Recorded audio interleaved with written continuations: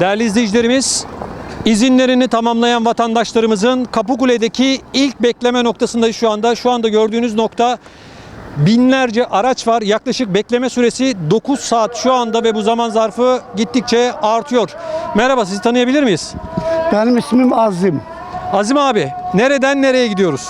Almanya'dan, Salzburg'dan, daha doğrusu Salzburg'da oturuyorum. Almanya'da çalışıyorum. Almanya'da oturup Salzburg'da çalışıyorum. Buraya Nedir bu? 3 Nasıl hafta geçti? izine geldik. Burnumuzdan geldi yani. Böyle olmaz ya. Gerçekten Sayın Cumhurbaşkanım, şuraya bir el atın. Nedir bu ya? Gerçekten yani Bulgarya bunu yapıyor, yakıştırıyor. İyi mi?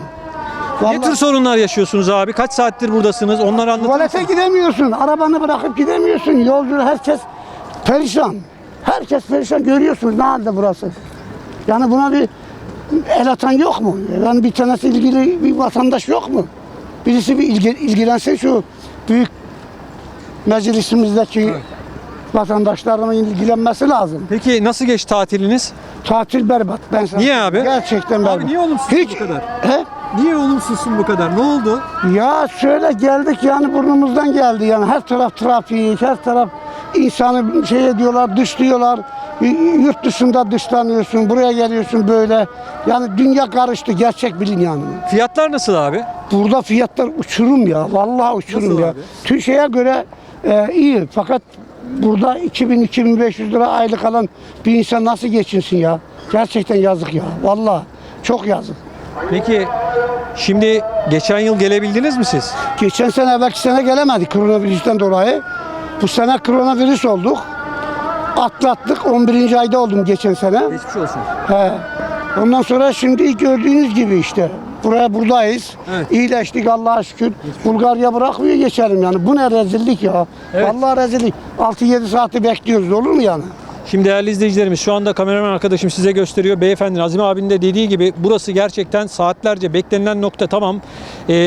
Burada tabii beklenmesinin nedenlerinden bir tanesi Bulgaristan. Bulgaristan tarafına geçildiğinde de orada da sizi hani gel geç yapacak kimse yok. Bekleyeceksiniz. Yani burası aslında filmin başladığı ilk nokta. Başlangıç burası. Burası Park Plaza ya. Park Plaza'da böyle bu kadar beklenirse biz oraya nasıl gireceğiz şimdi? Ben ta arkadaki en şeyde sondaki altı.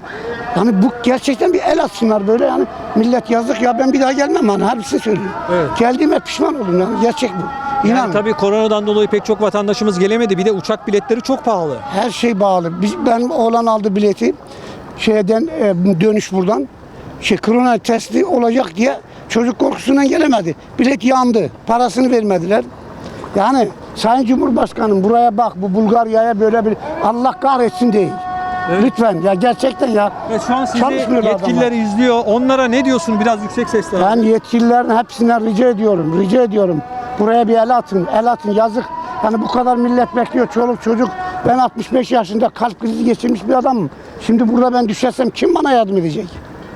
Gerçekten daha yani yazık yani. Biz daha emekli olmadan ölüp gideceğiz. Sıcakta beklemek gerçekten çok zor. Allah kolaylık versin değerli izleyicilerimiz. ediyorum, sağ olun. Sağ olun. İyi yolculuklar diliyorum. Sağ olun, teşekkür Allah'a emanet olun. Yolunuz açık olsun. Görüşmek üzere. Sağ olun. İnşallah. Yolunuz açık olsun. Evet değerli izleyicilerim, gerçekten Bulgaristan tarafında yoğunluktan dolayı vatandaş burada bekletiliyor. O ardından da işte sıraya geliniyor. Şimdi değerli izleyicilerimiz bakın, yaklaşık 8-9 saatten önce gümrüğe girebilmek buradan maalesef mümkün değil. Ciddi bir yoğunluk durumu söz konusu. Şimdi yeni oluşturulan sırayı arkadaşım size gösteriyor. Şimdi bu yeni oluşturulan sıra. Asıl sırayı şimdi arkadaşım gösterecek. Şimdi aralara gideceğiz. Buralarda yaklaşık 8-9 saatin üzerinde bir bekleme süresi söz konusu. Hal böyle olunca da tabii özellikle ileri yaş grubu ve çocuklar da ciddi anlamda etkileniyorlar.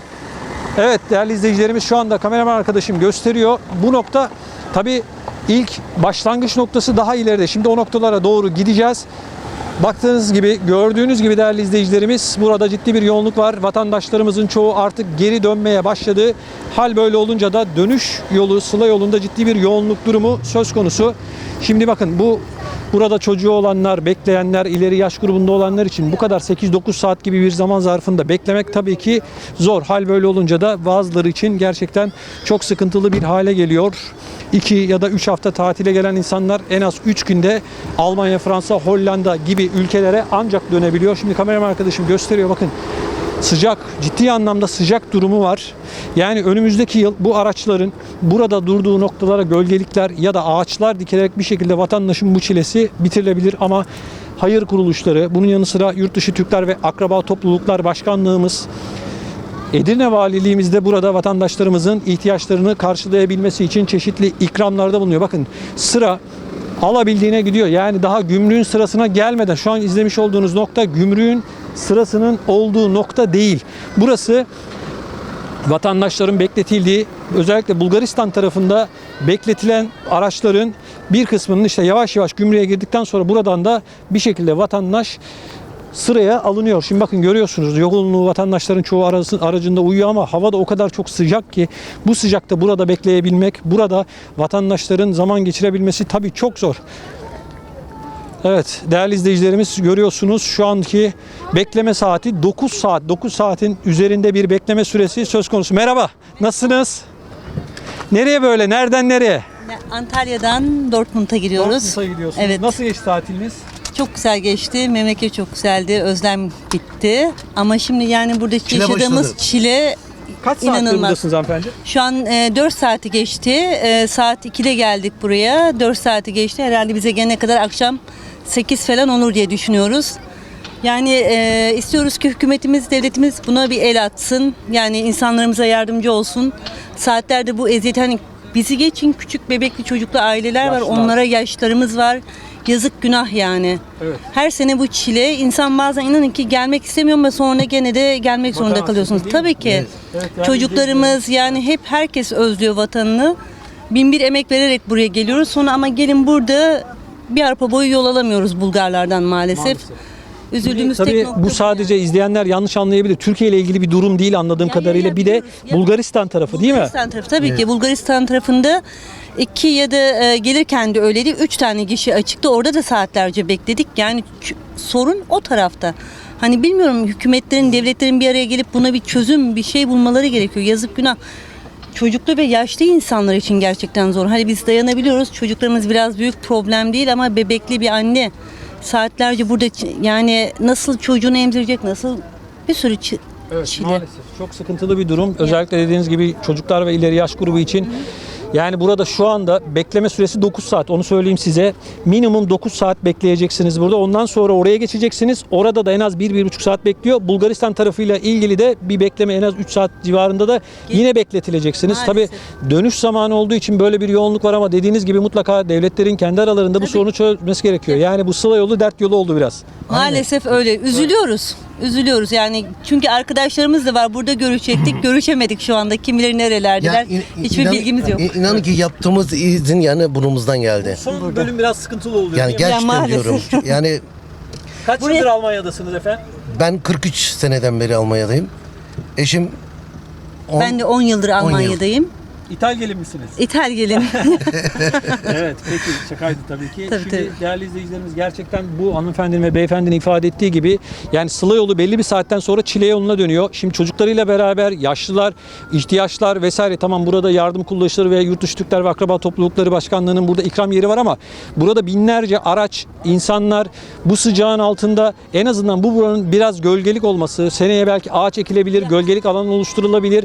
Bunun yanı sıra hani tamam bu Bulgaristan sorunu bir şekilde devletler halledebilir ama biz kendi içerimizde, Türkiye'nin içerisinde bir şekilde bu sorunu çözmemiz gerekiyor En diye azından düşünüyorum. burası yeşillendirilebilir, bilmiyorum. Yani 40 derece sıcağın altında ya da 35 derece sıcağın altında arabaları kapatıyoruz saatlerce. Burada bekleyin, gerçekten bir eziyet çocuklar içinde.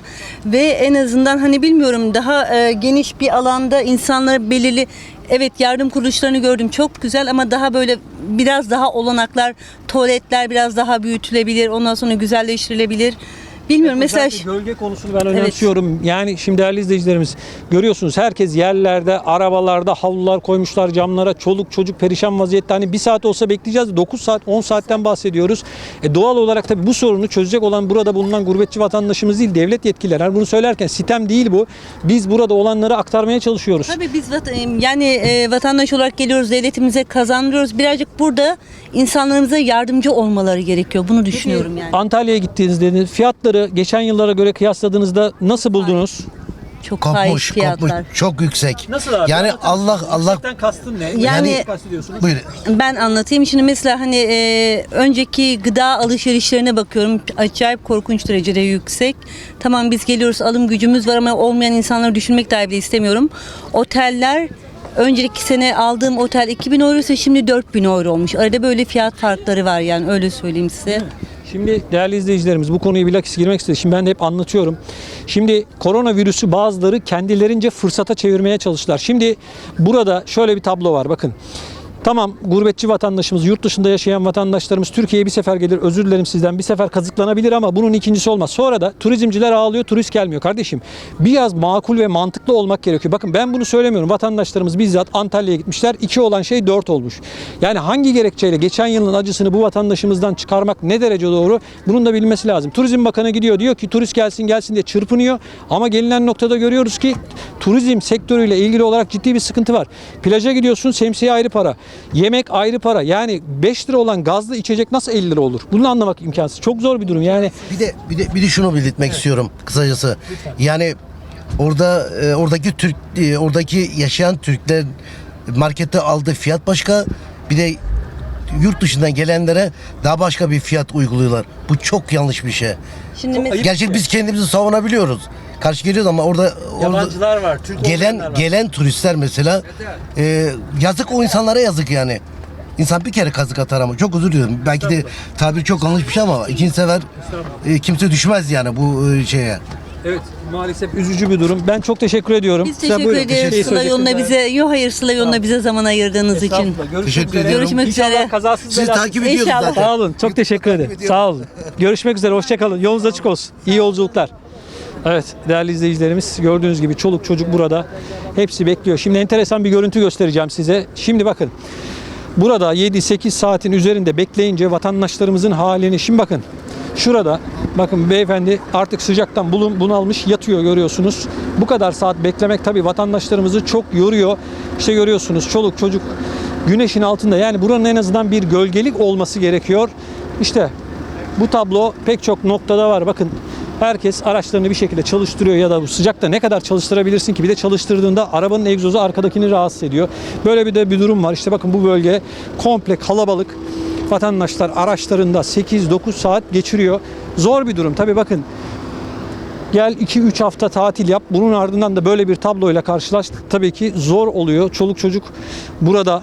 Bakın görüyorsunuz değerli izleyicilerimiz 9 saat. Tabii bu sadece Türkiye ile ilgili bir durum değil. Sakın beni yanlış anlamayın. Hani kötülemek falan değil. Bu şu anki tabloyu anlatıyorum. Vatandaşı konuşturuyoruz ki bilakis bilin görün diye. Şimdi 9 saat burada beklerseniz bu sıcağın altında tabii ki çoluk çocuk perişan olursunuz. Tamam lavabo ihtiyacını karşılayabiliyor. Sıcak soğuk ikramlar olabiliyor.